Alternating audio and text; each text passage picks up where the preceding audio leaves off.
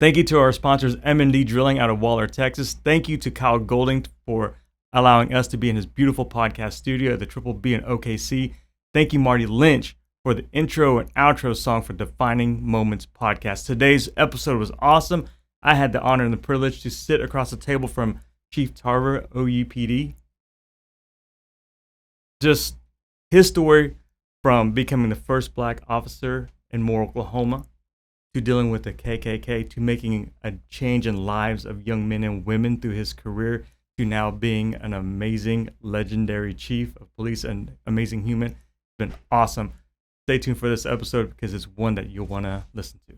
I'm gonna stand, I won't be seated. Gonna hold my head up high and stay undefeated. Defining moments on this pod, 'cause I'm American by the grace of my good God. It's so awesome to have you in the studio. We got connected through Chief Gibson, Moore Police Department. That's right. Chief Younger speaks highly of you. And then Officer Chad Vincent out of Norman PD speaks highly of you. So thank you for coming on to the show. Well, thanks for having me. Absolutely. Before we get started, we got some gifts for you.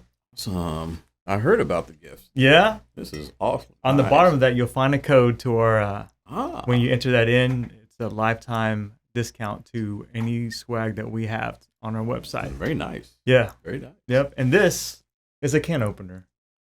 Oh, it's a big can. Or bottle opener. Yeah. Okay.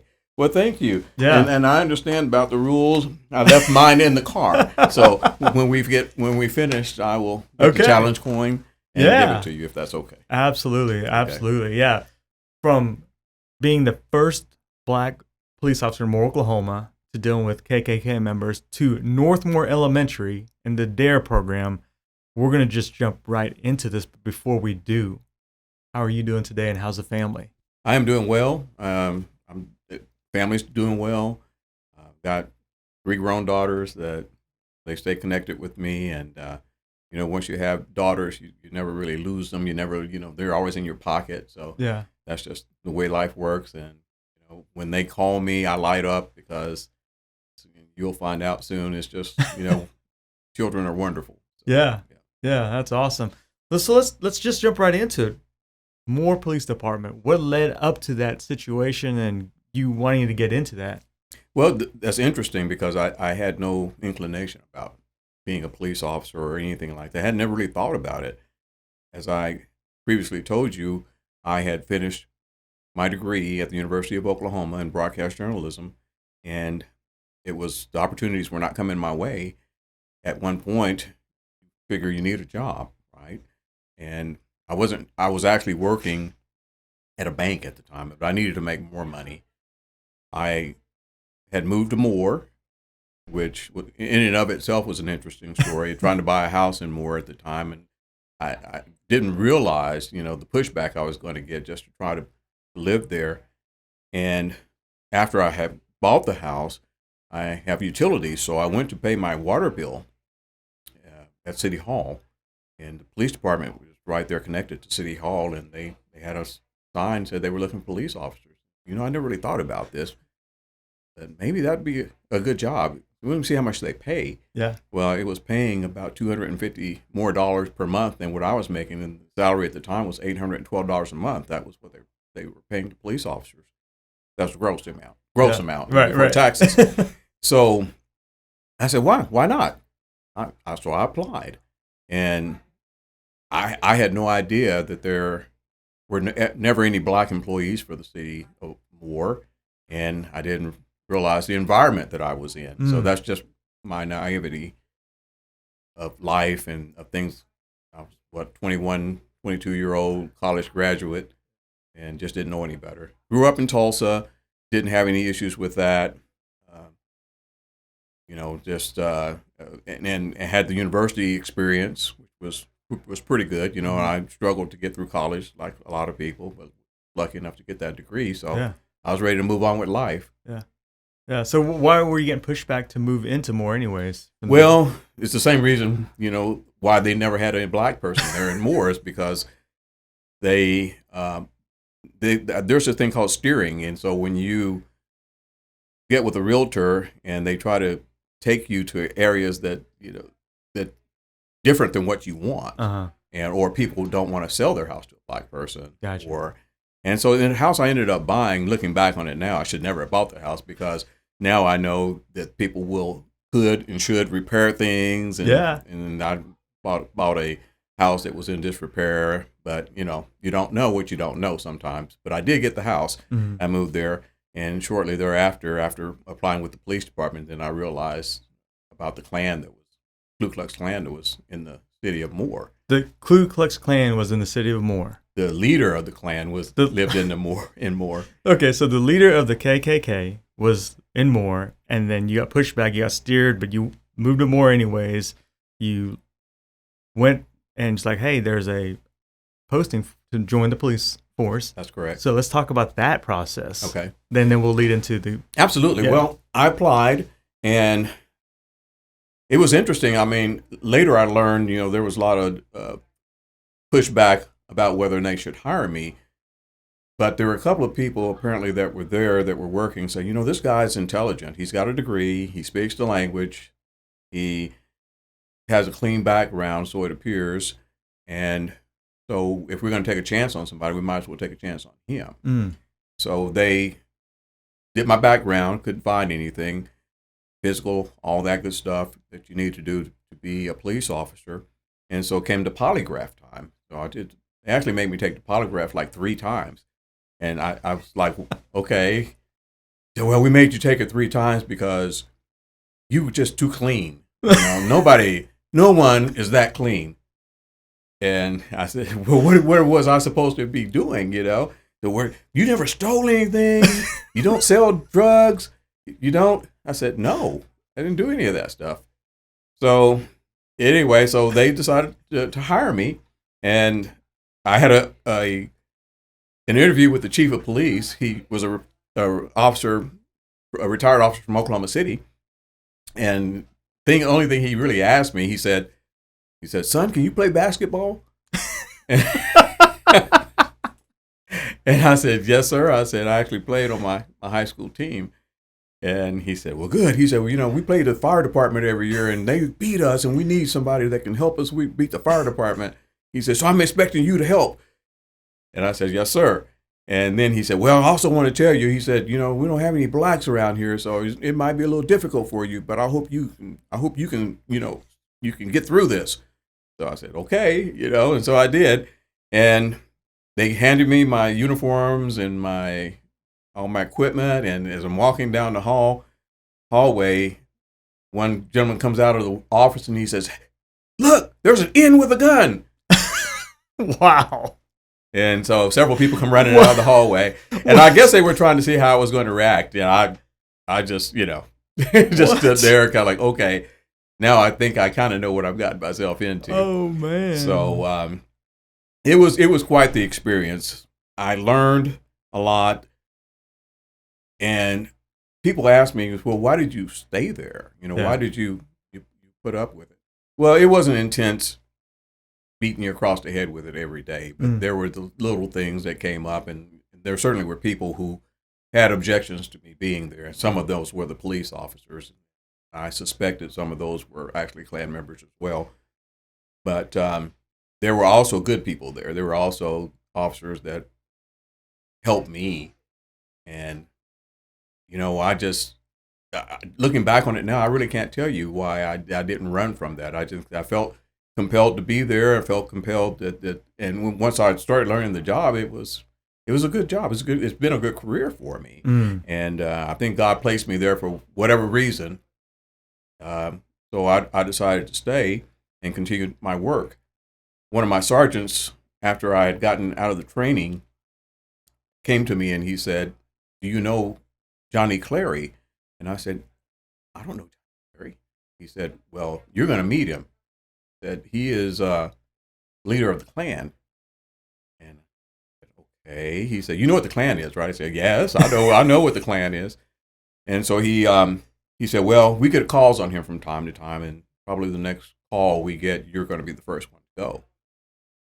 And, sure enough, within a few days, there was a call, and this was at the high school. They were actually conducting a Klan youth rally. They were trying to recruit students for the Klan Youth Corps. And so they were in their full regalia marching on the easement. They were in front of Moore High School on Eastern. And it ended up being a disturbance because some of the students were not happy that they were there, and they were actually throwing things at the Klansmen. So we were called there, and as I said, I was the first one there, and I think some of the officers stood back and watched me just to see how I was going to react. And to be honest with you, I had never seen a Klan member in full regalia like that. I've seen pictures, sure, but this was the real thing. They were wearing their white sheets and their hoods and the whole bit. And so we stood back, and we finally realized that we needed to quell that situation. So we got the students to stop, and then the Klan members, they actually left after that point. They really didn't recruit anybody. So that was my initial encounter with the Klan. Yeah, and so you're the first black police officer in Moore. Your first call was to kind of help alleviate the situation. Yes, that first call, my dealing with the Klan, yes. Yeah. Were people surprised on how you were backing the students up instead of the Klan members? Well, no, I don't think so. I don't think it's surprised. That's what we needed to do, because they were actually causing the students, if you will, the issue, throwing things at the Klan members. The Klan guys were in this easement, and we know how the laws are in the United States about peaceful protest. They were there marching in the easement, which is public property. Obviously no one should be getting injured or hurt or anything like that. So wow, that's what you're supposed to do, right? So what you're supposed to do is what you did. What I did. The Klansmen were in the easements. They were in the right, peaceful protesting, and you helped. Yes. Yeah. Mm-hmm. And looking back at that, you're just doing your job. I was doing my job. Wow. That's impressive, because you fast forward to 2023. I don't know if that would be the case. I feel like that would make national news for all the wrong reasons, and would get flipped on its head. Good for you, and you're a great example. I don't know that I knew any better at the time, other than that was what I was supposed to do. Right. So how did your career progress from that moment? Well, there was always pushback, like I said, trying to make rank or trying to get into various trainings. There were times when I would put in for something and I couldn't get it. Someone else would get it. But, I never attributed that to a race issue. And I think that a lot of people that know me will tell you that I have never said I didn't get something because I was black. I would definitely look at other reasons why I may not have gotten it, because I really felt like if I threw that out there and I use that, there's some people do it, and that's their prerogative, and I'm certainly not going to talk against them for saying you did this to me because I'm a minority or I'm whatever. But I also saw that there were other reasons why they may not have given it to me, and I didn't want to use that as a crutch. If I ever had to come and use that, I wanted to be 100% certain that I could prove that was the case. And up until the point that I'm at right now in my career, I've never had to. But like I said, I'm not saying that was wrong. It just wasn't my mode of operation. It wasn't my way of doing things. And there were certainly plenty of issues there that led it to believe that I was being discriminated against. Whether it was, and I think I may have told you, when I was in the police car just driving around, then phone calls started coming in. Hey, there's an in with a gun, in your police cars, and maybe he stole it. He must have stolen it because we don't have black people down here. Or when I went to a call at someone's house and they wouldn't answer the door, or they would open the door, close the door, and then call the police station and say, hey, this black guy's here, and he's impersonating a police officer, so y'all need to come arrest him. And then they would tell them I was the police officer that was sent to their, and then they would say, well, we want a white police officer, we don't want him. And I didn't let that distress me. And don't get me wrong, I'm not saying that my feelings weren't hurt. They Sure. were, I don't know that any human can deal with rejection Right. that many times and not have it affect you in some form or fashion. But I didn't. I tried not to let it show, and I just got back in there each day and did my job and attempted to do my job. And I think over time, I overcame a lot of that stuff because I had conversations with people that would talk to me. I had interactions with people that would give me a chance, and then they would see that I was an intelligent guy who was just trying to do his job and do the right thing. Mm-hmm. That's amazing. So it's just so fascinating that you didn't use that quote unquote minority or race card as a crutch, where I feel like a lot of minorities do these days. So when you see or hear that, what goes through your head? Well, like I said, I don't blame them if they feel like that's how they feel, and that's what they feel like they need to say. But I think what I realized along the way by not doing that, I was disarming people because they expected me to say that. And so when I came at them at a different angle, if I found some other reason to say you're being unfair because of this reason, or you're not following the rules because of this, this, and this, they had no defense for that. Yeah. Because they were expecting me to say, oh, you're only doing this because I'm black. And so I think that helped me. Yeah. That's the undefeated mindset right there. Yeah. That's awesome. Did you have any other altercations with the KKK in Moore or the leader of them? I had an encounter with Johnny Clary again. This one, usually I could see him in passing.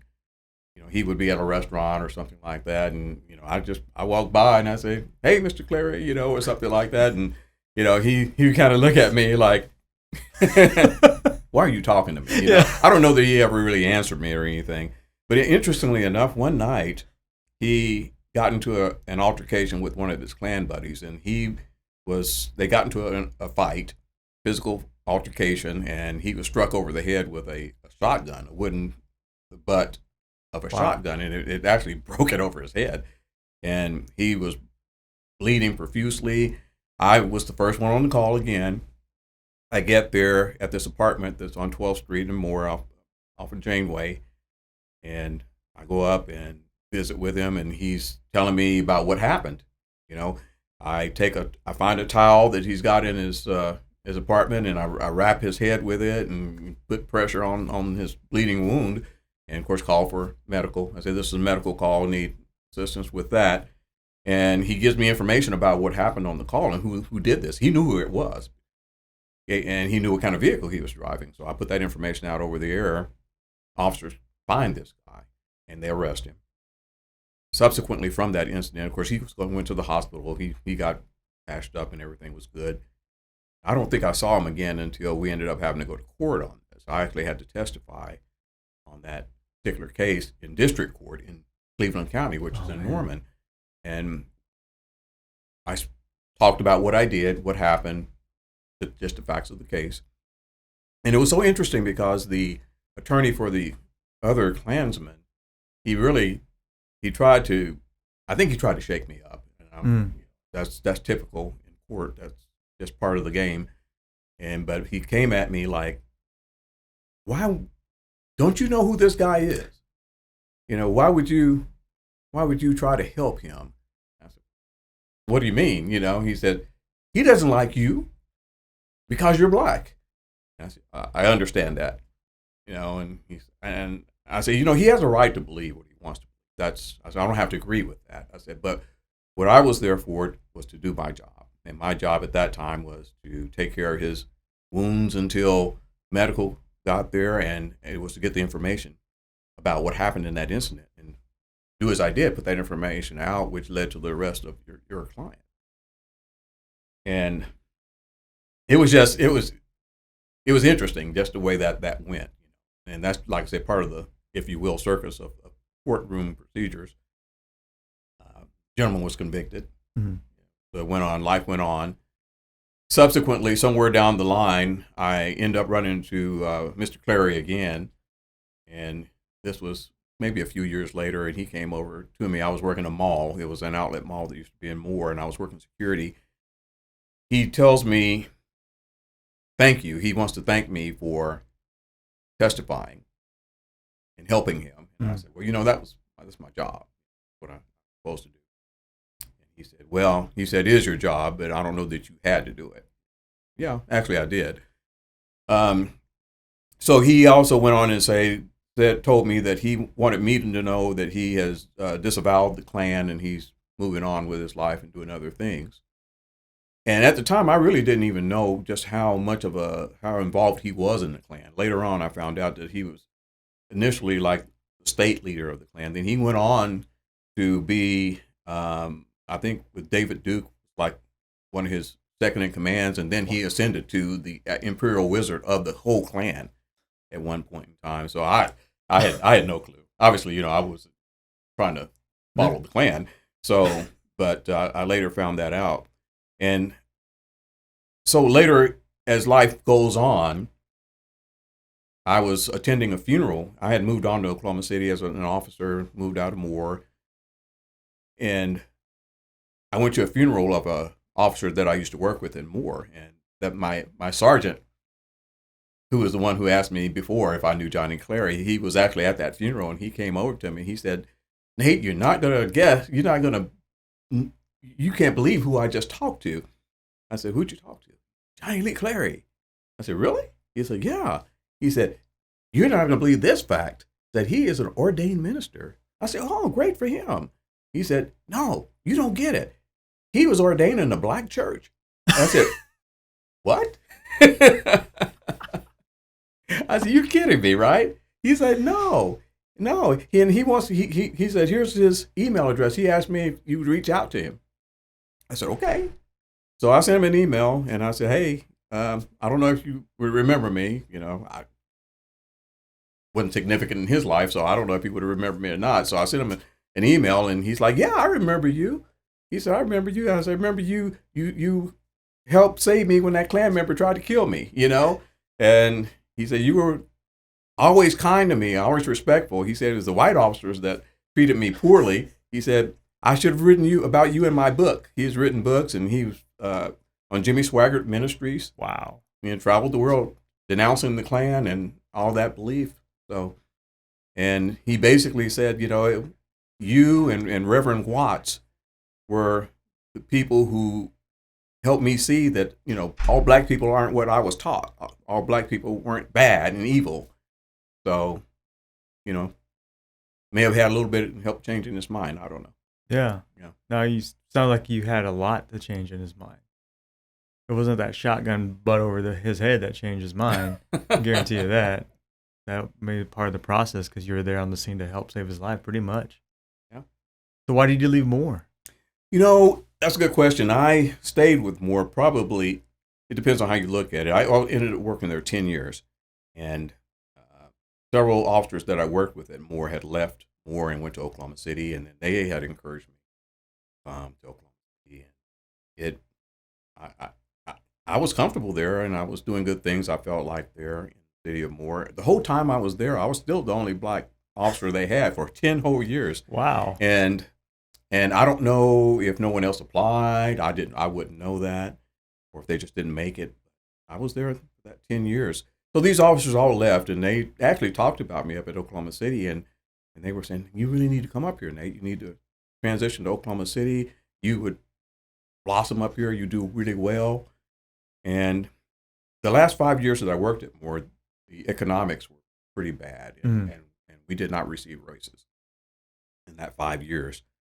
So in 1989, the city of Oklahoma City passed this 3/4 cent sales tax, and it was dedicated for public safety, fire department and police department.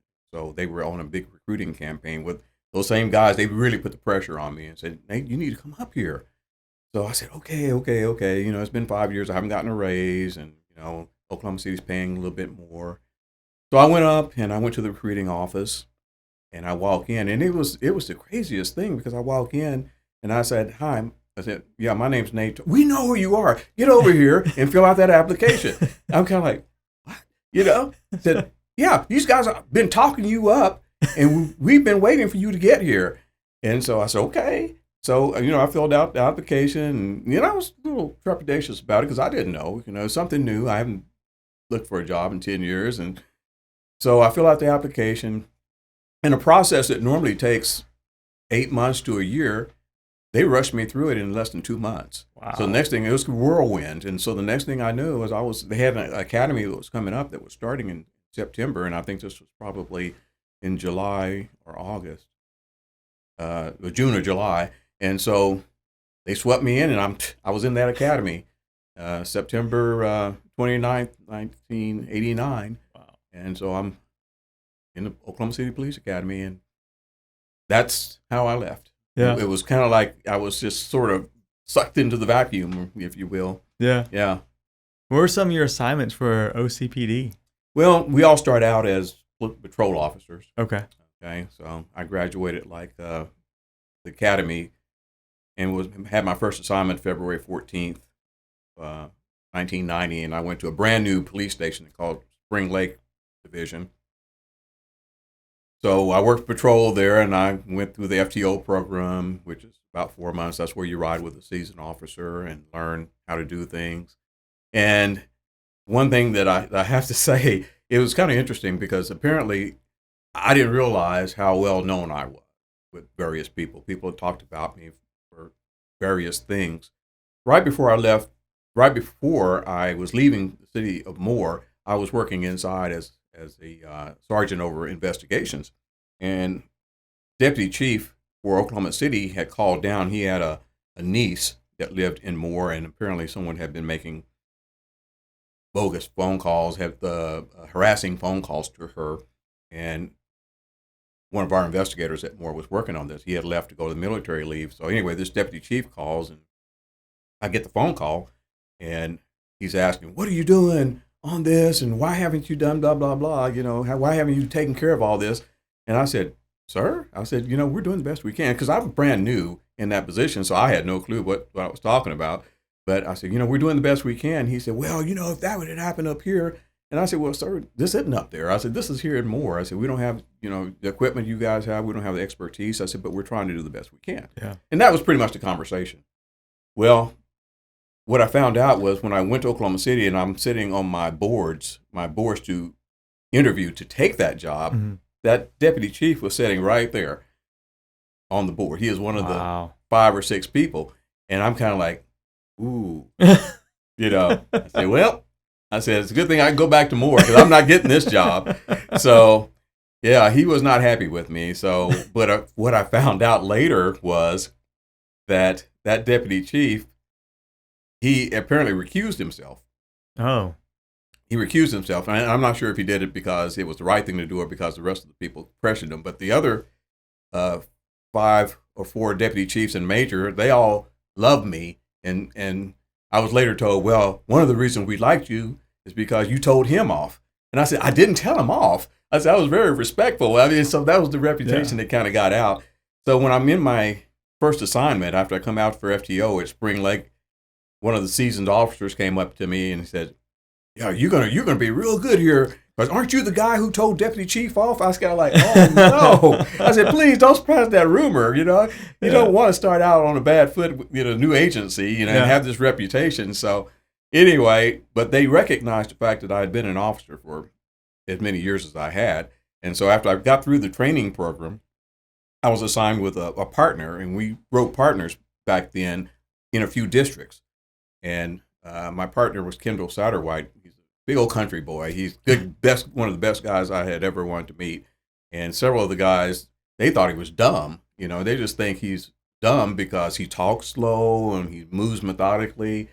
But the dude was as smart as anybody I've ever met. He could remember names, faces, tag numbers, and just rattle them off just like that. And he knew that northeast part of Oklahoma City like the back of his hand. And I felt very lucky to be able to ride with him. And so anyway, we rode together and we had some good times in patrol.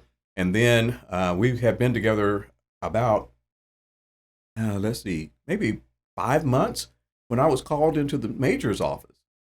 And the major, he said to me, we need some everybody to go to special projects, which is basically the narcotics unit. Ooh. And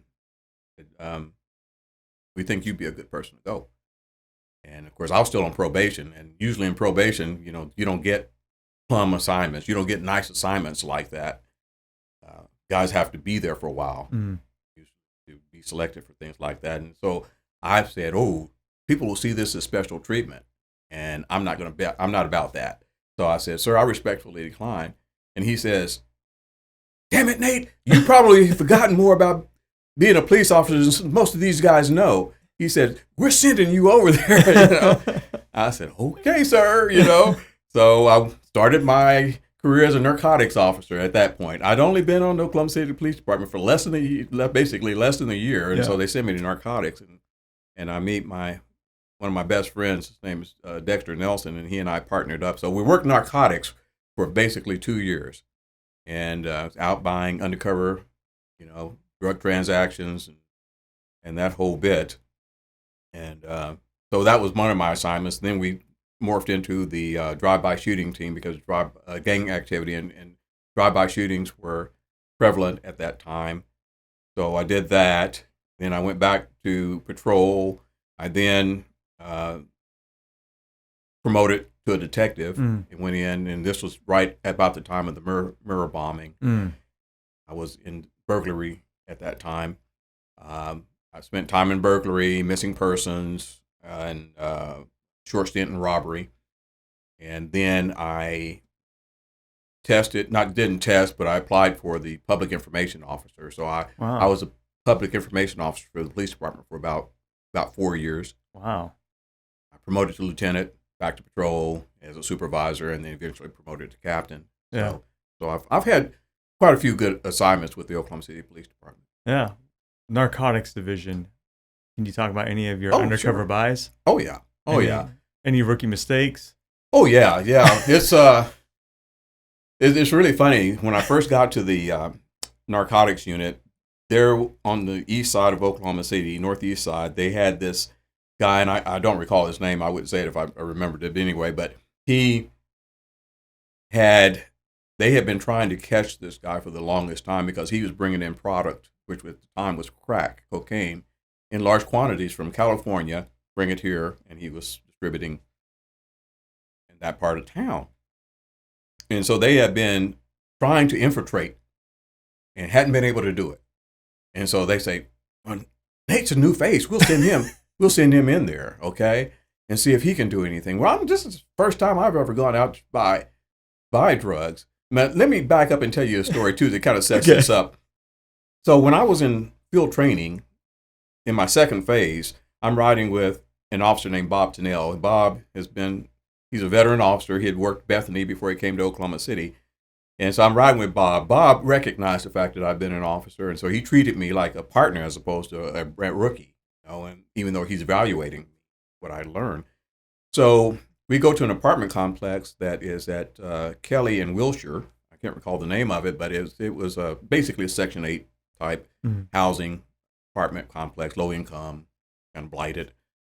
And we're driving through the complex there, and this guy comes running up to the car, this gentleman, he's like, I'm glad you guys are over here. He said, these little heathens out here slinging rocks all over the place, and I need y'all to do something about it. And so I look over at him and I said, why are they throwing rocks, sir? Do you have any idea? So my partner, he looks up to me. He said, really? I said, what? He said, I thought you were black. I said, what? And he's like, yeah, he's talking about crack. I said, I worked in Moore. They didn't have crack in Moore, I said, we didn't deal with that stuff. So I had no clue what he was talking about. I had no clue about crack cocaine, even though it was prevalent in Oklahoma City. I knew nothing about it. So that was beginning my learning. So a few months later, I'm in the narcotics unit. I know nothing about drugs. I know nothing about that drug trade. And anyway, so they're sending me to this high-level drug dealing person's house to buy drugs. So I'm saying, okay. It's kind of like, okay. So I walk up and and then they tell me before I get there, they say, well, a lot of times these guys, and I'm wired up. surveillance equipment and stuff so they can hear what's going on. And they said, a lot of times these guys will have their music up really loud. And so we can't hear. So if there's any way you can get that music down, you need to turn it down. So, and you need to give, information about what you see walking up to the house. If you see cars with tag numbers and stuff like that, you give that. So I was giving all that information, give it where the house numbers were on the house, and that's for a search warrant in case you need to do a search warrant. So I did that, knock on the door. And so this guy's girlfriend comes to the door. And so she said, what do you want? And I said, yeah, I'm looking for some. I'm saying, I'm looking for crack cocaine. So she lets me in, and I say the guy's name. I said, yeah, I need, it's such and such here, She said, yeah, hold on. And the music's loud. So he comes out of the back room. Man, what you want? What you want? I said, I'm here for that. And he's like, okay. He said, who sent you? Do I know you? That they asked, because they're sketchy. They're Sure. like, how do you know about me? I've never seen you before. And so I said, hey, you need to turn that music down. These guys are hearing this, and they're saying, oh my God, we're going to have to run in there and save him. He didn't just tell that guy to turn his music down. Like a police officer Yeah, would. yeah. So the guy, he goes over there, I guess he was shocked. He went over, he turned it down. He turned it down. He sold me the dope. I'll come out, and they're kind of like, we thought you were going to die, man. And you made that deal? We've been sending seasoned officers in there to buy. You go in there, you tell him to turn his music down, and then you buy dope off of him. They made a federal case. My first dope deal was a federal, filed in federal court. I testified in federal court on this guy. Yeah. Dang. So, looking back on it, I know God's been taking care of me. Obviously. God takes care of me. So, Yeah. So yeah, that was pretty funny. So it just kind of went, from there went really well. So, wow. Slinging rocks. You didn't know what slinging rocks was? Didn't know what slinging rocks was. Yeah, no. Matter of fact, it's funny too because they were trying to teach me how to talk like a black gangster, and I could never quite achieve that. So we would have names for each other, right? So Dexter was Sweet D because Dexter knew everybody, and he was just kind of a cool dude, and so they named him Sweet D. And there was another Nelson that we worked with, and he was a white guy, so it was Chocolate Nelson and Nilla Nelson. And so then they came up with the name for me because I needed a street name and said, we're going to call you Two-Tone. I said, why? Why are you calling me Two-Tone? Because you look black, but you talk like you white, act like you white, So I said, okay. So that was my street name, Two-Tone. Did they still call you Two-Tone? Some of the guys do. that worked that, they'll say, hey, Two-Tone, what's up? So how long were you OCPD, and then from there you went to OU, or how did that work? Yeah, I was with OCPD for 26 years. Yeah. 26 years. So at the point that I had 26 years with OCPD, I had 36 years of law enforcement, police officer. I rose to the rank of captain, was a shift commander, and I was trying to make major. There were some issues with trying to make major. You kind of had to be in the special groups. Gotcha.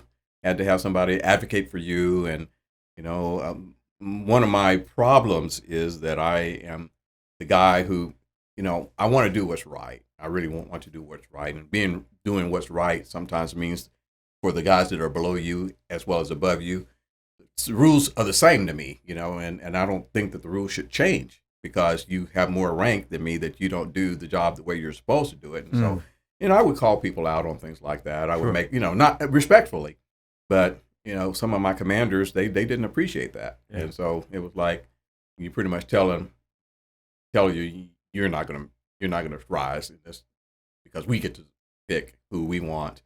And unfortunately, I think that still plays true in many arenas, still even with the Oklahoma City Police Department. So with that being said, I happened to be in a training class, a leadership training class. It's called the FBI LEADA. And in this class was an officer who was the chief of the University of Oklahoma Health Sciences Center. And he approached me one day and he said, "Hey, I'm looking for a deputy chief. Think you might be interested?" And I don't know, maybe. So he said, "Well, I'd like for you to meet my boss, and we can just have lunch and we can chat and talk and whatever." I said, "Oh, okay." Because he's buying lunch. So yeah, okay. I'm always good for a lunch. So I went and met this vice president. His name is Ken Rowe with the university. And we just sat and chatted and had a conversation and talked.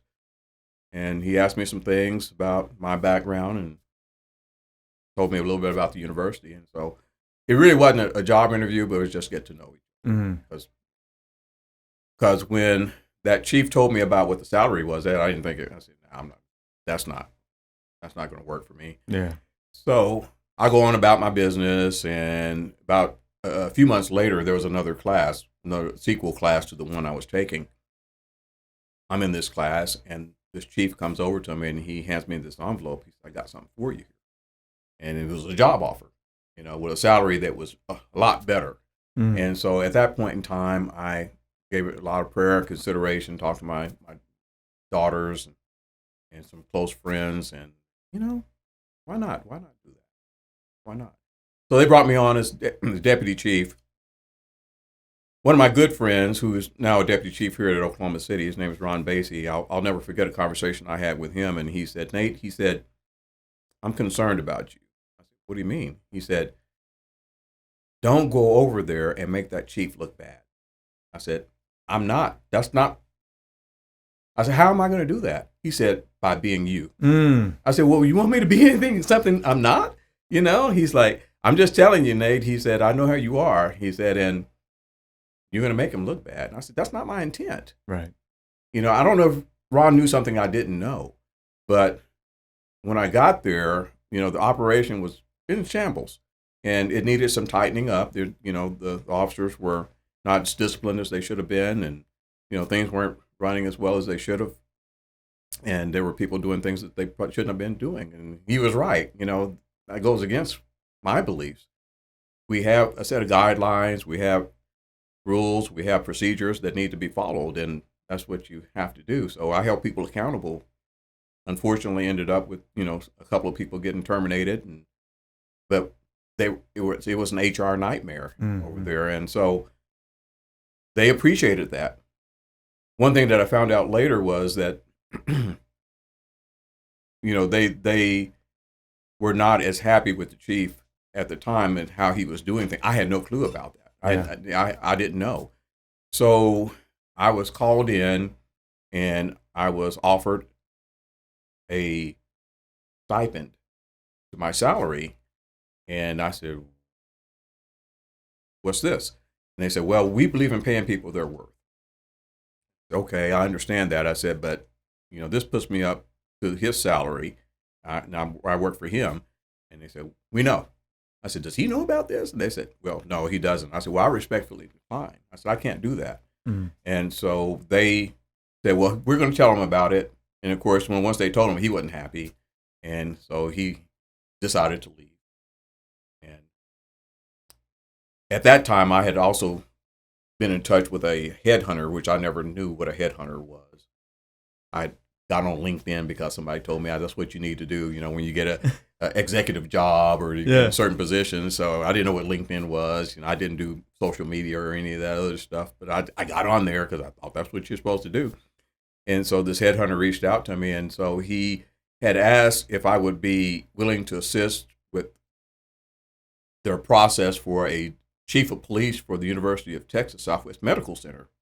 And I've been with OU for almost a year now, and I'm kind of like, yeah, because I'm thinking he wants a subject matter expert. I've done that. I've gone to other cities and done assessments and helped write tests and things, promotional exams. And I said, "Yeah, sure, I help with that." And he said, "Wait a minute, I think you misunderstand. We want you to apply for this job." I'm kind of like, "What?" I don't want to move to Texas. And they wouldn't hire me anyway. I don't think they are competitive. So I talked to these same friends that got me in trouble before about moving to this job, and they said, "You should do it. Just do it. See what they say. Send your resume in." So against my better judgment, I sent the resume in. and they snagged it, and they wanted to meet me and wanted to talk to me, and I found out there was a field of about 40 applicants for this job. Wow. From various parts of the country. And when it was all said and done, I ended up on the short list of 2. And I kind of really felt like I was probably going to get that job. That's when this job came up open here for the chief's job. And so Kent Rowe, I had to go talk to him because they were going to do my background. Obviously, you don't want calling him and out of the clear blue and say, hey, look, I really wasn't looking for a job, but this opportunity fell in my lap, and I followed through on it. They're going to call. I haven't decided what I'm going to do. And he said, well, I'm looking for a chief too. I said, I heard. And he said, well, I'm really not looking for one because I'm offering the job to you because I want you to be the chief. Well, I had conversations with my daughters, and they threatened bodily harm to me if I moved out of state. So I knew probably was in my best interest to stay here and pursue this opportunity, which I did. Yeah. And so I then became the chief of the Health Sciences Center. So shortly after that, maybe a couple of years, vice president, they had a leadership change for the university overall. And they brought in this vice president for operations over the whole university, which is the Norman campus. The chief that was at the Norman campus, she retired. And so this vice president, Eric Conrad, he contacted me. And he said, Nate, I want you to be the chief over the whole university. He said, what do you think about that? I said, I think that's a bad idea. We need to go. Yeah. He said, I think that's a bad idea. And I said, why? He said, why do you think? I said, well, undergraduates, Greek, athletes, professors. I said, that's just not a good idea. And so he said, well, we really want you to do it. So he asked me 3 times, and I said no 3 times. So they went out, did an outside search, found a candidate who ended up turning it down after they were going to bring him in. And so they came back to me and said, well, we'll pay you some more money and blah, blah, blah. And I said, we really want you to. We could tell you to do it. Yeah. I said, okay. So here I am. I'm the chief of police for the University of Oklahoma. All 3 campuses. Wow. Campus in Tulsa, the campus in Oklahoma City, and the campus in Norman. Man. That's how I have this job. So it's interesting because, like I told you before, I didn't go looking for these jobs. Right. They just sort of fell in my lap. There's a picture, black and white picture, is in Northmore Elementary. You're the first black police officer in Moore. And what I remember from my days at Northmore Elementary, it's predominantly white. But you're the first black police officer, and where I'm going with this is you're teaching a program. And all these kids, their eyes were just glued on you.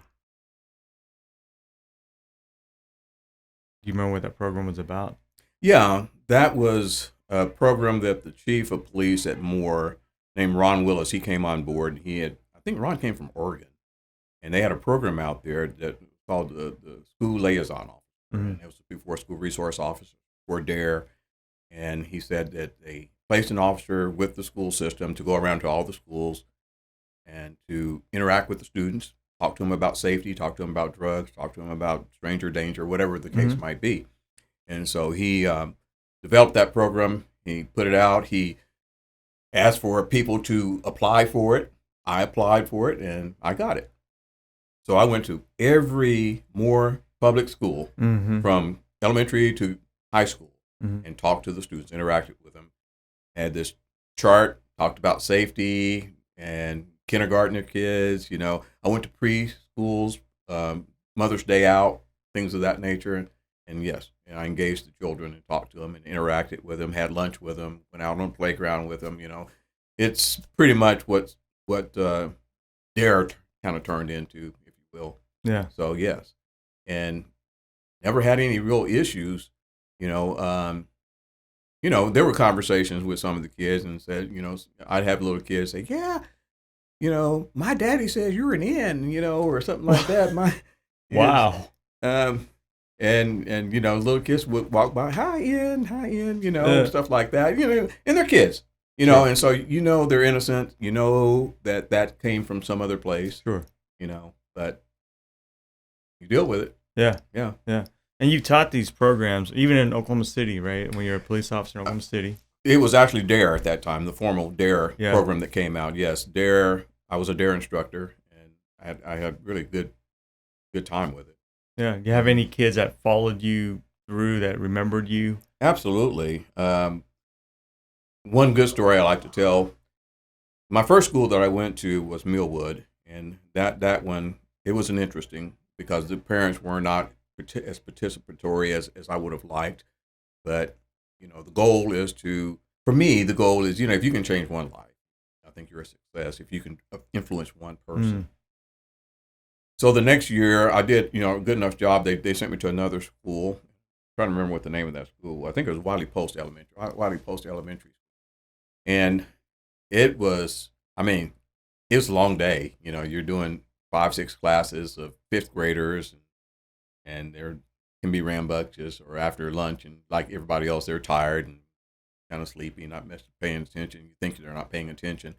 But I went through my program. And so at the end of the curriculum is a culmination, is what they call it. And that's when you bring in maybe a guest speaker.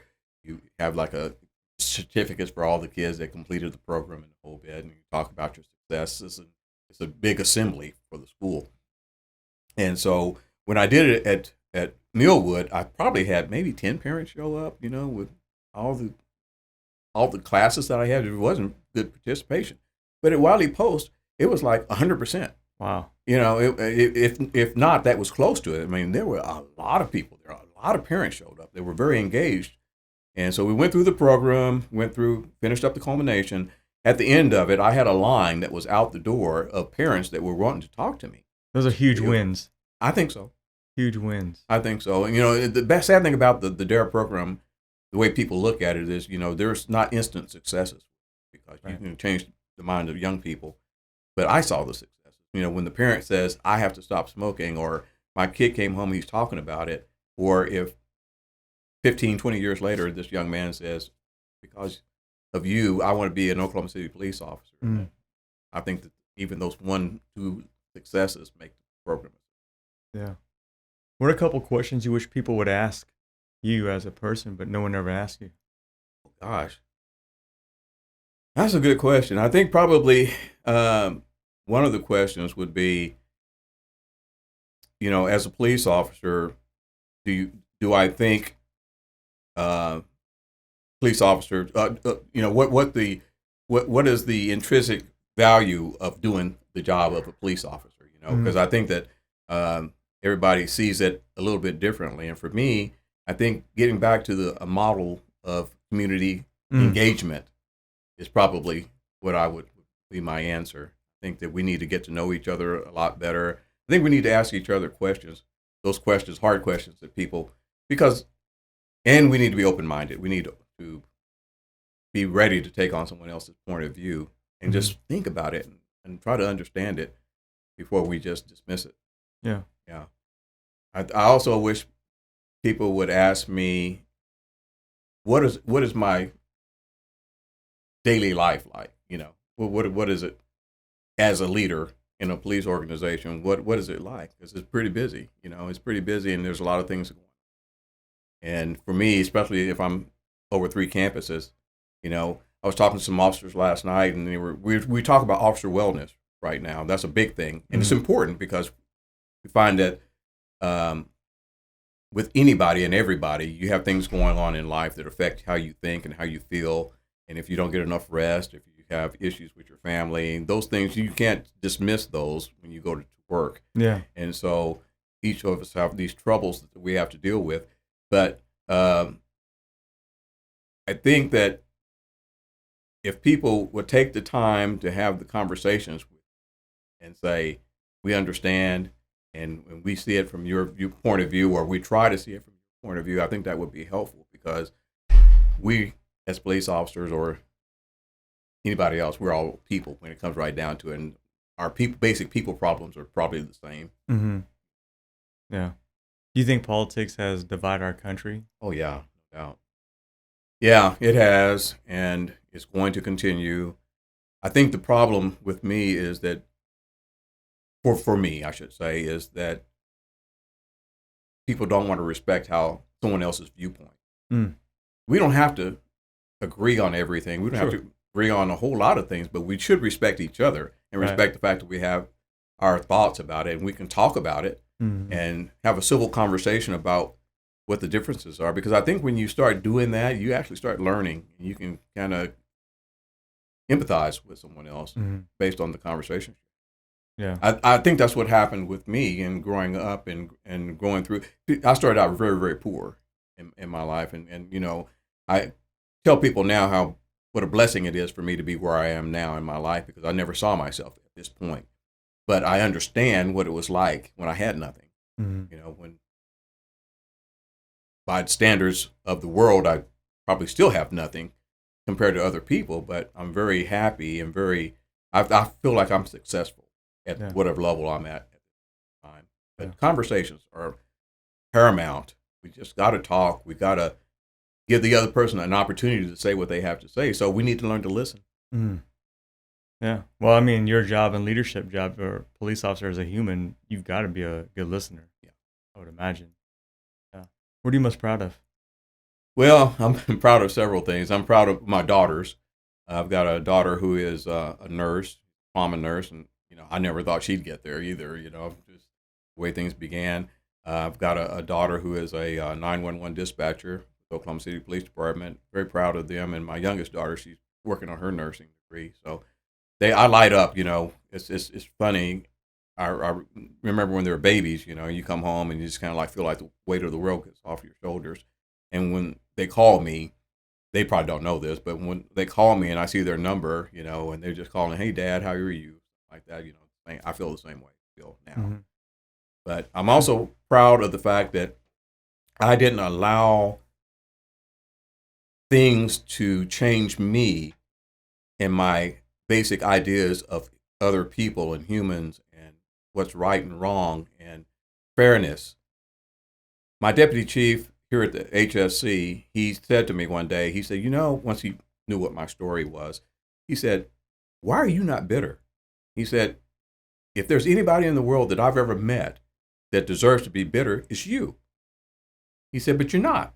I don't understand."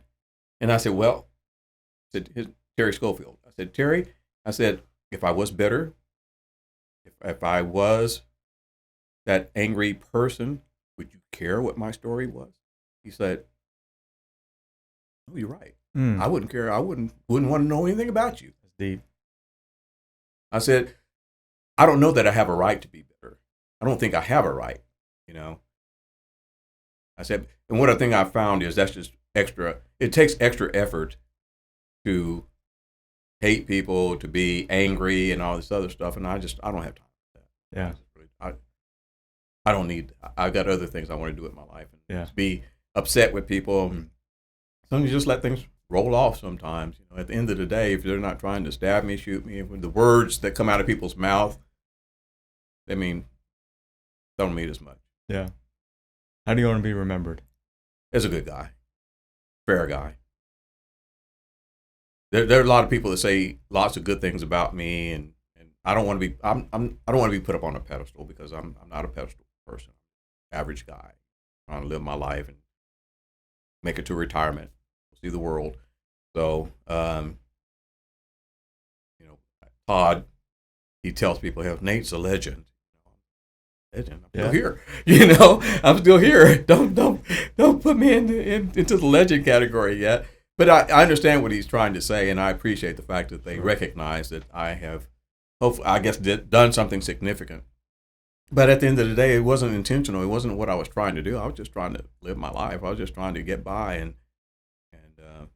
I care about people. I will always care about people, and I think that that's what we all need to do. We need to care about each other a little bit better. Yeah, I love it. Well, from Chief Younger to Chief Gibson to Officer Vincent to a few of my friends at OCPD that I told them I was going to meet with you and record a podcast, they all say you are legendary. So Chief.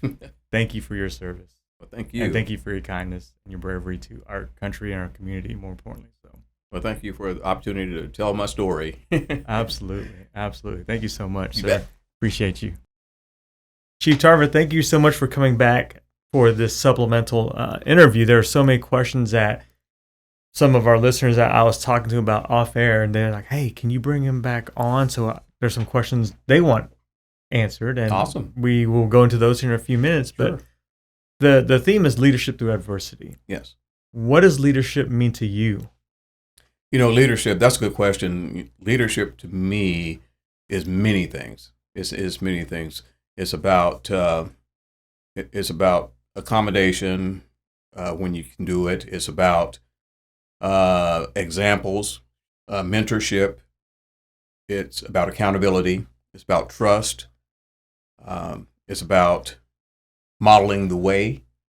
And as a matter of fact, I recently gave a talk on leadership. It was with the Oklahoma City Police Department on a program they called LEAD. And LEAD stands for Leadership, Ethics, Accountability, and Development, which encompassed all those things I just said, because when you're modeling the way and you're mentoring, then you're developing people. Yeah. Accountability is a big thing. A lot of people get into leadership or supervisory positions and they forget about the accountability. Accountability is not just the people that report to you, but accountability is yourself, and you're accountable to them too, and to the organization, obviously, that you work for.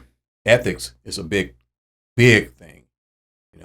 One of the things that I shared with the group that I was talking to was the fact that, you're always on stage, especially when you're in an elevated position such as a supervisor. But leadership is not just about supervising, and we're all leaders in our own rights, depending on what venue you're in. Whether you're the father figure, whether you're the police officer, or you're the manager, or whatever the case might be. Leadership qualities can manifest themselves in many, many ways, and those are the things that we really need to pay attention to. As I said earlier, you're always on stage, and so people are watching. Astute people are truly watching to see not you fail, but how you go about doing your daily business and how you go about interacting with other people and how you affect other people. And for me, especially when we talked about the fact that I was the first black officer at the city of Moore, I knew I was the focus of attention. Yeah. And it wasn't just the color of my skin, but it was also the fact that I was in a uniform. And so people are watching. And what I did was watch in turn those people that I was working around to see the good things they did and what I considered not bad things, but maybe things that didn't fit me or fit my style. And I took from all these things, because I feel like I learn from everybody that I'm around. If they do something and I see how it affects other people, I say, maybe that's something I don't need to put in my toolbox. But if they do something that ingratiates themselves to other people, or other people sit there and they watch and they see that as something that inspires them, then that's something that I want to put in my toolbox and use later on down the line, and try to mold those things into my own style of leadership. So it may have been a convoluted answer of what leadership is, but those things are what leadership means to me. And leadership also means inclusiveness, including all kinds of people in all kinds of situations. One of the things that I also talk about is the fact I'll ask people this question: you work in an office setting, do you have someone that cleans that office for you? And most people say yes. I said, do you know that person's name? Have you told that person that you appreciate the fact that they are doing that job? Because all jobs are important. I worked with a group of officers before, and in the wintertime, when we were out driving around at night, we have water breaks in the city, and people that work in the water department have to come out even when it's freezing cold. If there's a water break, they've got to fix that. And they're out there digging and freezing and the whole bit. And I would hear our guys laughing about, those poor slobs are out there, And I said, you need to be grateful for those guys. Yeah. You got to be, because someone has water because they're out there doing that job at that time. Yeah. And I'm very thankful for them. And I tell those guys that I'm thankful for that. We give the fire department a lot of grief as police officers. It's kind of a friendly banter back and forth. Sure. Until, and I didn't think so much about that until it was wintertime and they were fighting a fire. And a lot of times the police officers will guard the hoses because a lot of people don't think about this. You drive over a water hose, you decrease pressure, and then the pressure kicks back on. If you've ever trained with firefighters and they're holding that hose, you'll notice there's 2 or 3 guys holding it because that thing is powerful and it flips around.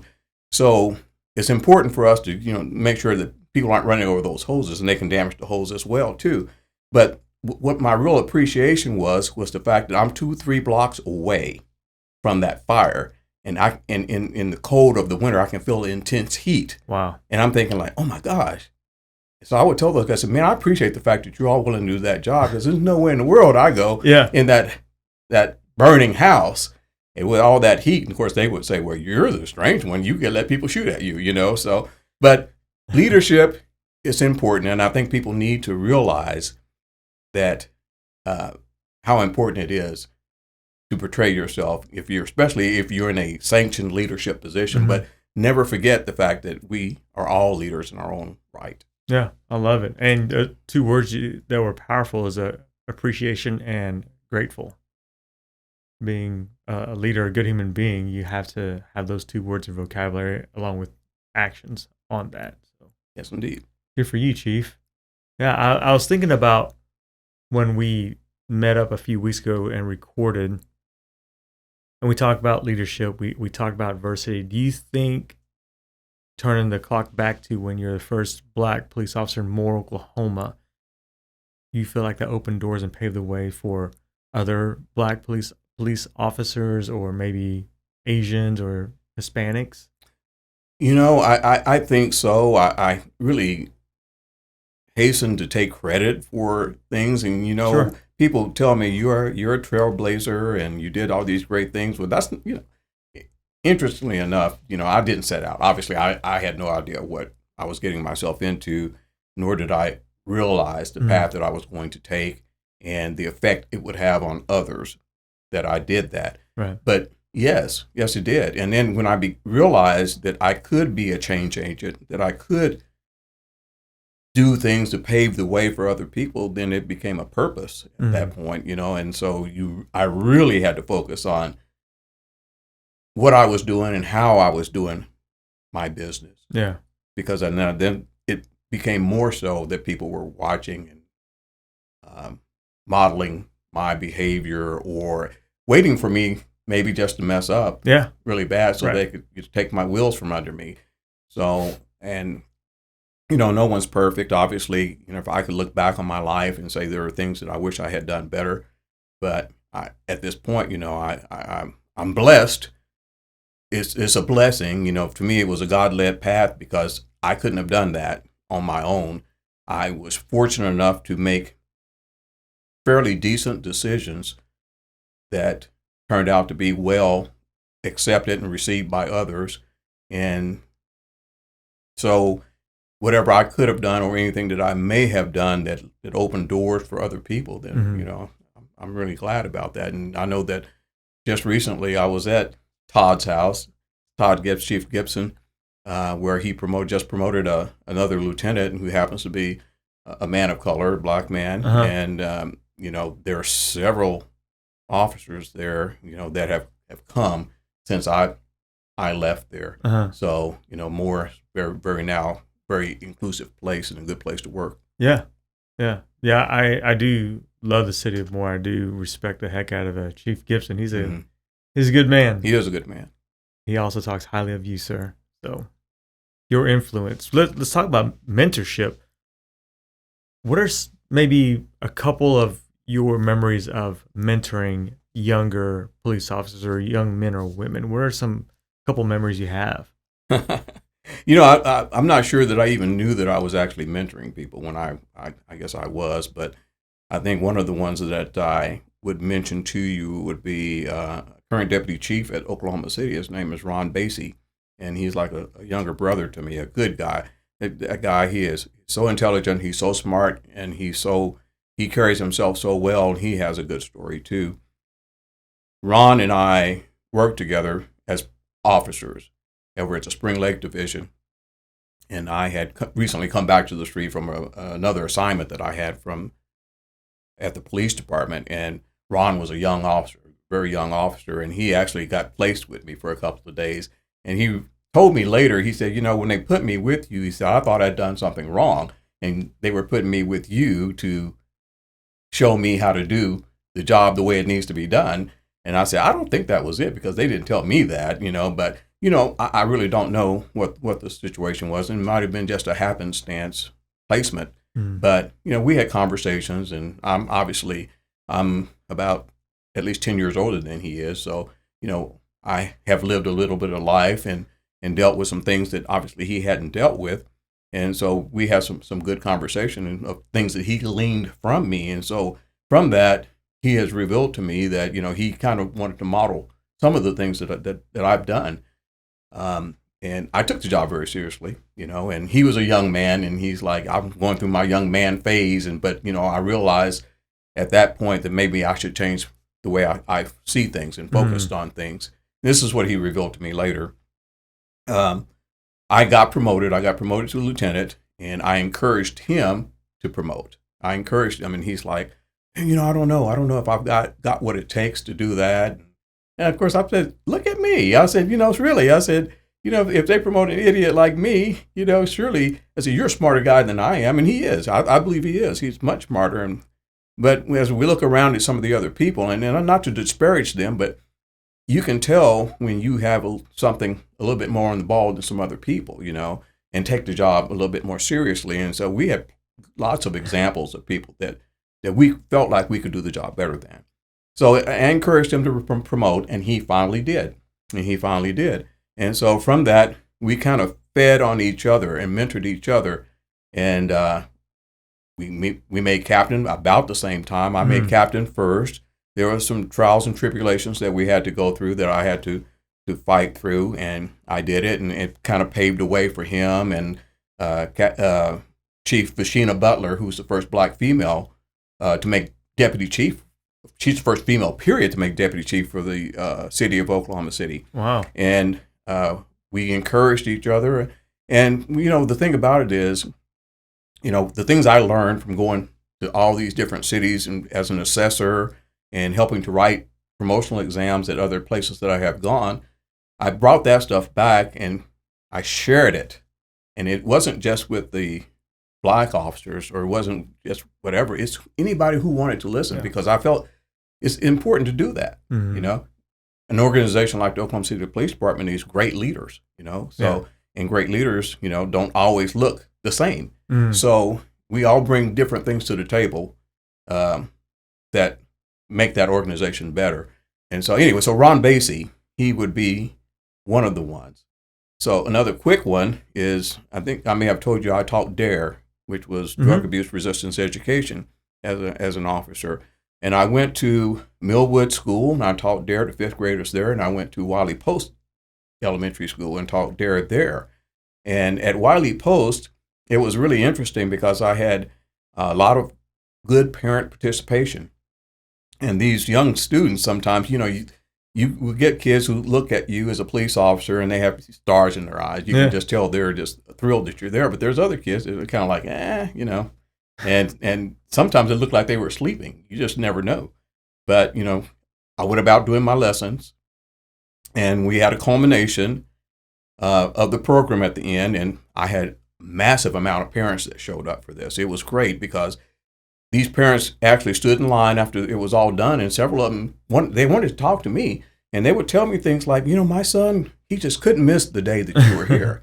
He had to be there. Yeah. Or I had one parent tell me I had to stop smoking because you made such an influence on my son that he came home and said, Mom, Dad, you need to stop smoking. Sergeant Tarver said smoking's bad and blah, blah, blah. and they said that. They actually said that. One parent even told me, she said, my son he would come home and he would repeat the lesson. He would tell me about the things that you all talked about. And I asked which son which one was her son, and she pointed him out, and I'm like, wow, because I thought that kid was asleep, but he was listening. They were soaking it in. Yeah. So let me fast forward. So I'm at the police department. I'm either a lieutenant or a captain, and Ron Basie and I and several other officers, we set up this mentoring program for other officers to come in to talk to them about promoting to lieutenant, setting up how to study, what to study, things of this nature.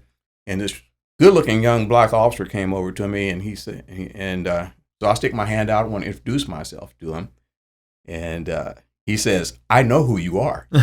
And I said, "Really?" And he said, "Yeah." He said, "You taught me DARE when I was at Wiley Post." I said, "Are you kidding me?" Because I feel really old. But this young man said, "Yes." He said, "You're one of the reasons I wanted to become an Oklahoma City police officer." Wow. And he said, "I'm here now."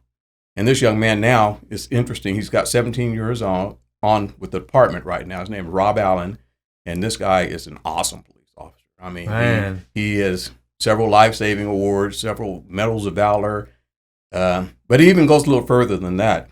When I was at a awards banquet several years before I left Oklahoma City, Rob came over to me and he said, I was a captain. He said, "Captain," he said, "my parents have come to the awards banquet, but I don't have anywhere at my table for them to sit. You have a couple of seats here. Do you mind if they sit with you?" And I said, "Absolutely, they can sit with me." And so I go around to introduce myself to them, and the mom and dad said, "We know who you are. We know who you are. That we want to thank you. Our son, he couldn't stop talking about you." He said, "And I truly believe that based on the influence you had on him, it kept him in the straight and narrow. He wanted to be a police officer, and as you can see, he's here. He's one now." So, it was just an epiphany to me to be able to have that type of thing said to me, and that I don't know that everybody gets to know that they have made a difference, right, and changed the direction of someone's life, or maybe enhanced it, whatever the case might be. But that it fills my heart to know those types of things. Yeah, that's awesome. Mm-hmm. I'm having coffee, so if you think about it, who would be 3 people you would want to have coffee with, and why? 3 people I want to have coffee with. Well, I said before, Martin Luther King, I'd love to have coffee with him. And of course, interestingly enough, both my parents are deceased. My mom, I lost her about 6 years ago, and she was 97 at the time. And my father, I lost when I was a young man. I was like 25 years old. So I would love to be able to have a conversation with them. My father, because, at age 25, when I was in my younger period of life, trying to be a police officer and find out who Nate Tarver was, you don't think about the fact, at least even in this job, that people aren't going to be there always. And so there's a multitude of questions that I would have liked to have asked him about, what his life and how he got to where he was and to be the man that he was. And he was a great dad.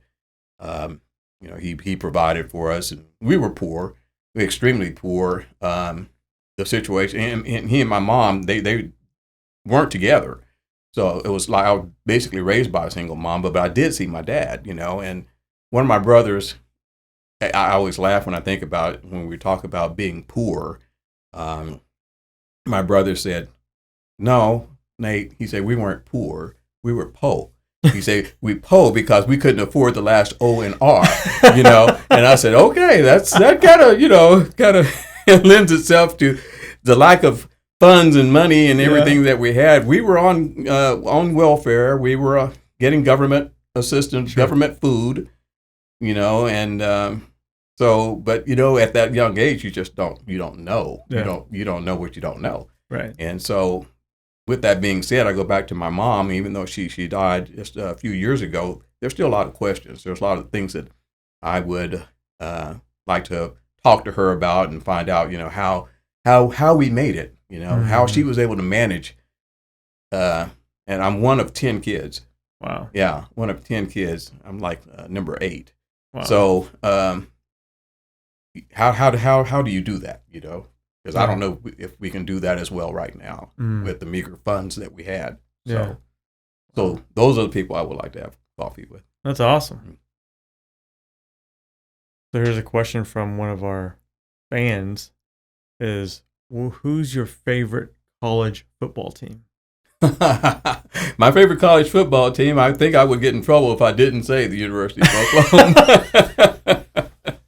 But that is true. I did attend the University of Oklahoma and have made full circle to come back to work for the university. So, and, I have great respect for Coach Venables. I'm in a position right now where I actually accompany the president during the home games, and he actually usually goes into the locker room after the games, and I get to hear Coach Venables make his speeches and his talks. And what I really like about Coach Venables, and we actually just call him Brent, but what I like about Brent is the fact that football is not the focus of what he tries to teach those young men.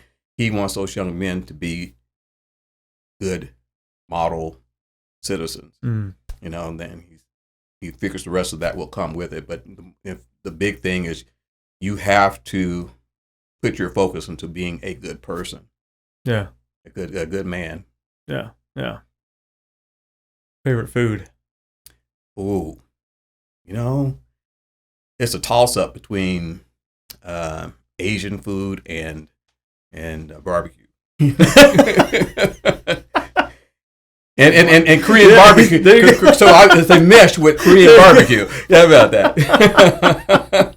Okay. Favorite music? Oh gosh, can I tell you a story about music? Please. Okay, I like pretty much all music, all genres of music. The gangster rap I'm not so much into. Okay. I like some rap. But here's the story about it, okay? So, I worked at the Moore Police Department. And before that, it was pretty much, rhythm and blues and the whole bit. So I go to work at Moore and become friends with a man by the name of Randy Yarbrough, who worked at the police department there. And so Randy and I ended up being roommates, through life's interesting turns of events, and we would hang out together. And so there used to be a bar in Oklahoma City. I can't remember the name of it, but it was frequented by police officers, but it was country and western. Okay.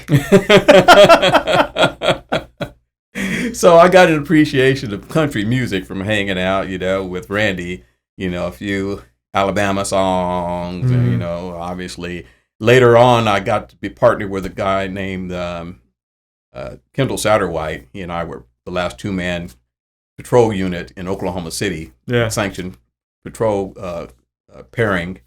And so when we were in the car together, whoever drove the car, the other person got to drive the radio. So when I was driving, we listened to country. Yeah. Gotcha. And of course, when he was driving, then I find something else to listen to. But I got an appreciation for Garth Brooks and Brooks and Dunn and stuff like that. So, but I like blues and jazz, and so I like a little bit of everything. The opera. I'm still kind of trying to figure that stuff out. Yeah. But the rest of it, I'm there. The opera is beautiful. Yeah. Right. They when they sing, it's beautiful. I'm a big country fan myself. So that's my favorite genre of music. So. What's you say you don't listen to gangster rap, but is there an artist you like? Ooh. I like some of the old school stuff, obviously Michael Jackson. Temptations. I saw a Temptations production that was recently here at the Civic Center, and that was great. So, but is Temptations gangster rap? No, the Temptations are not. So the old Temptations not gangster rap. I didn't think so, but if you listen to gangster rap, was there a certain group or certain Tupac or Biggie? Yeah, Tupac or Biggie. Yeah, Tupac for sure. Biggie, a little of let's see, P Diddy, so, What's your favorite country song? Country song. It would probably don't ask me why, but Alabama. There's an old flame. Okay. There's an old flame. Yeah, I think that's the name of it anyway. And I like Garth Brooks' The Dance. Yeah. Yeah. That's a good song. Anything Garth Brooks, to be honest with you. I like Garth. Yeah. Mhm. Yeah. Have you ever met him? No, actually, I haven't. How about Toby Keith? Yeah, Toby, I haven't actually met him, but he's a big OU fan, and he's down on the field all the time. That's why I was surprised you haven't met him. Yeah. Well, usually he and Bob Stoops are there. Coach Stoops I've met, Mhm. Yeah, Coach Stoops always comes over to shake my hand, when he's down there. He's a great guy. Yeah. Yeah. But yeah, Toby. And then, of course, Toby, he's been dealing with the cancer and the whole bit. Mhm. He's doing well right now, from what I understand. So I probably will see him this weekend at the game. Yeah. Okay. You ever listen to Christian rap or Christian rock? I like Christian music. I do like Christian music, yeah. But I don't know if I've listened to some Christian rap. Who is it? What's the name of the group? Toby Mac. I'm trying to think who. I can't think of some of the other artists right now, but yeah, I do listen to Christian music. Yeah. What's the we might edit this answer out, but what is the most athletic group that is in trouble at the University of Oklahoma that you get arrested? The most athletic group? Like a sport. So is it football, basketball, baseball, softball, gymnastics, badminton, tennis? Which one did it probably is unfortunately it's probably going to be the football players. It's probably going to be the football players. We keep that in? Yeah. There's 100 of them. Yeah, there's probably football players. But I will tell you this. But I will tell you this. Under the Venables regime, that has taken a significant nosedive. That's awesome. Okay, I will tell you that. I think that when Coach Riley was here, it was a little bit looser. But Coach Venables he holds people accountable. He really does. That's great. Yeah, and that's why I admire him. Yeah. Yeah. The OU fans lost their minds when Coach Riley left. Were you one of them, or were you just like, yeah, whatever? No, because for me, it's business. We understand that. I'm not that passionate of a fan. I'm a fan, but I'm not a super passionate fanatic. When you stop and think about it, unfortunately, I think college football has gotten to be totally a business now with the NIL and the whole bit. It's changed the face of sports. Yeah, and sure. I think it's my personal opinion. I think it's not for the best, but it is what it is, right? Yeah, Mm-hmm. That's true. That's true. How does Chief Tarver want to be remembered? I would like to be remembered as a guy who cared about people, no matter who they were, where they came from, and what their situation was. Someone who was accepting of people for who and what they are. Someone who tried to understand and get to know people. And someone who appreciates life.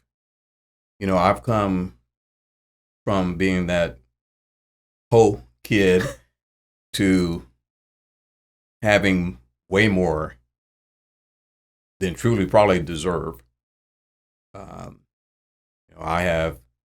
I look at each day as a blessing. When I wake up, I try not to focus on the things that I know that I have no control over. But I want to do what I can to enhance the life of other people that are around me and support them and feed them to build them up. Yeah.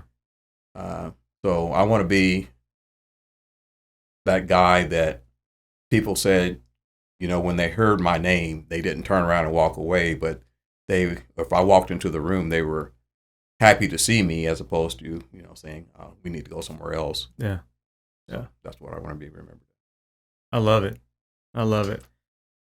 In the spring, I'm tossing this idea around. I'd like to get your opinion.